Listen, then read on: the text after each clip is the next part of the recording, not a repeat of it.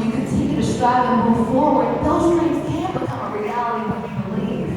And so I move forward, just to share a little bit of my story, a little bit of my testimony.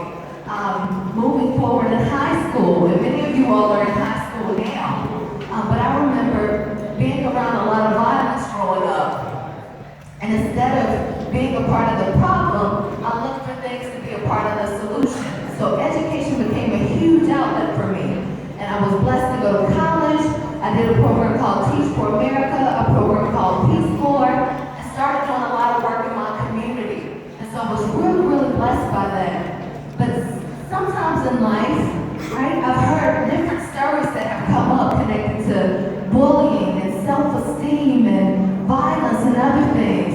And so sometimes in life, when we're striving to do our best, sometimes things in life, it's because sometimes things can really, really feel like they knock you down. And sometimes they literally can knock you down. Okay, so in 2008, and I know Michaela shared, something happened to me that worked to and strived to knock me down. So I'm going to share a little bit of my story with you, and then talk about how I overcame that, and prayerfully it'll be inspiring for you as you continue to move forward in your dreams and goals. And so in 2000, about 2 years ago, I started an online community called Testimonies of Hope at testimoniesofhope.org. And we have a Testimonies of Hope community in the Quad Cities, so some of the Hope artists are over here. And we have open mic spiritual retreats and conferences. And we also published our first book a couple years ago, 101 Testimonies of Hope. So my testimony is the first testimony in here. So do you all mind if I share my testimony with you? Alright, cool. So me and Baby 4, we're gonna take a seat, alright? Alright, thanks for your patience with me. Alright, so the first testimony is 101 Testimonies of Hope. From post-traumatic stress disorder to Testimonies of Hope. I was up late that Tuesday evening. It was around 11:30. I had taken a nap earlier in the evening, so I was now cleaning my bathroom and my kitchen, and next I was proceeding to clean the bathroom. I was listening to the latest music my friend from America had sent me. This was about 7 years ago, so there was a really popular song by Beyonce and Usher I was listening to. I had been in St. Kitts for almost a year, serving with the community development program. I felt like I had a new family and community on this small island in the Caribbean. I was content. It was finally starting to feel like home. That night when I was in the bathroom getting my cleaning supplies from under the sink, I heard a noise at the door. When I went to look, the door was cracked open. I closed the door thinking that the wind blew it open because I had a visitor earlier. They must have not shut the door. As soon as I shut the door and locked it, I knew something was wrong. My instincts told me that someone was in the apartment other than me. To this day, I still don't realize why I didn't trust my instincts. I entered the kitchen with my hands up, ready to protect myself. Within seconds, a man jumped out from behind my kitchen wall, mask, slanted eyes, hot breath, dark clothes, and a knife that had already started swinging at my hands. He told me to take off my clothes. I changed the subject to money. You don't want my body, you don't want my body, you want money. The next 15 minutes in this real-life horror film would change my life forever.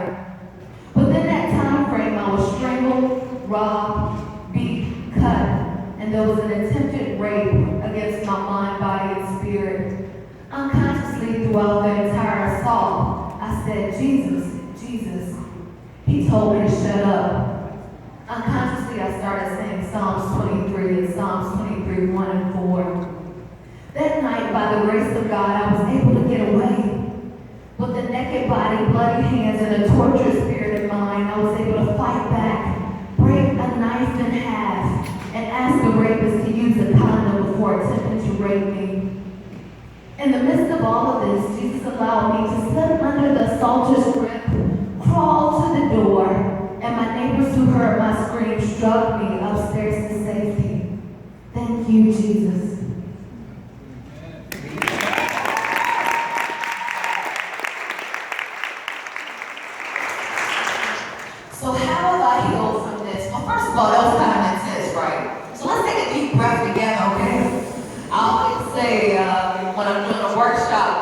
to watch this show called A Different World, and there was a woman named Whitney on there, and she'd be like, relax, relate, release.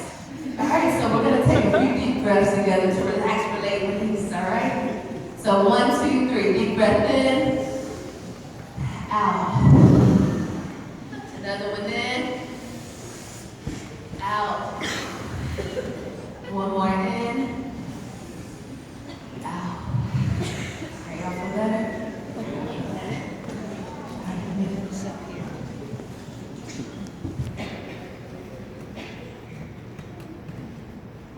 So how have I healed from this?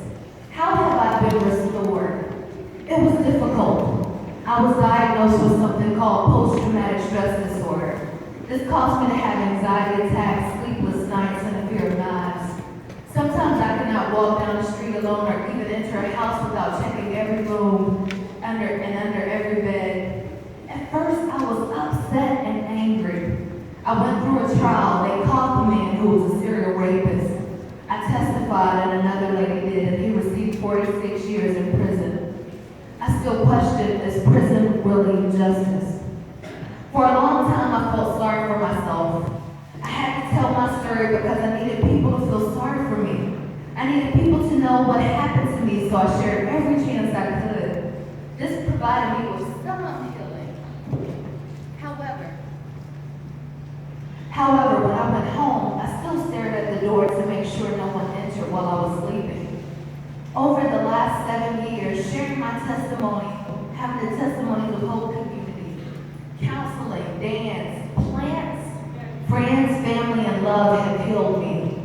Jesus is the one who is continuing to heal me, and he is also restoring me. In my travels and in ministry, I have realized that everyone has a testimony. Each one of you does. I have heard about people suffering all over the world. However, I have also heard about their healing and restoration through their relationship with God, family, and love. Everyone has a testimony. Many have been abused, raped, hungry, lonely, sick, neglected, and the list goes on. But there's something about believing in something beyond ourselves that gives us hope and a peace that surpasses all understanding. So that's my testimony of hope.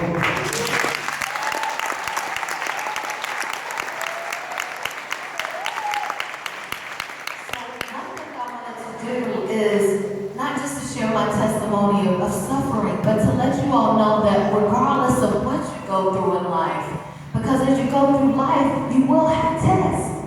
You know, some of you all in the Love Girls community have already had intense tests with sickness, with bullying, with other things. But you have moved forward and you have worked to overcome those things. And for that, I am so proud of you. Give yourselves a round of applause.